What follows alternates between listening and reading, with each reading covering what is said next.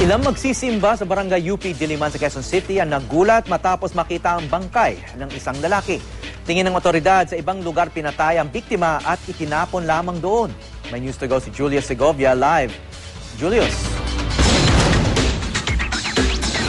Hawi isang bangkay ng lalaki na hinihinalang biktima nga ng summary execution ang natagpuan sa masukal na bahagi ng forestry area sa may UP Arboretum sa barangay UP Diliman, Quezon City. Alas 5:40 ng umaga nang makita raw ng ilang residenteng magsisimba sana ang bangkay ng isang lalaki sa mapunong bahagi ng UP Arboretum. Sa inisyal na investigasyon ng Quezon City Police Station 9, hindi sa lugar ginawa ang krimen. Wala na raw buhay ang biktima ng itapon doon sa tansya nga ng investigador na si SPO1 Robert Cahiles. 3 hanggang 4 na oras na raw patay ang biktima bago pa itapon sa lugar.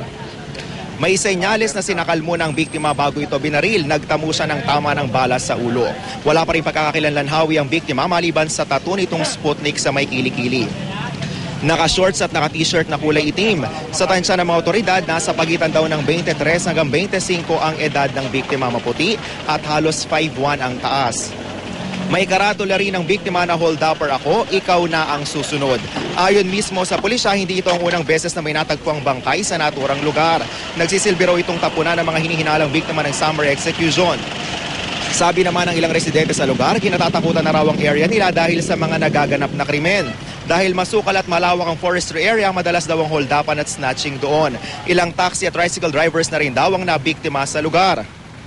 Kaya payo ng mga otoridad, maging mapagmatsyag at agad daw i-report sa kanila kung may kahina-hinalang kilos sa kapaligiran. At yan muna pinakasariwang balita mula sa Quezon City. Julius Segovia, GMA News.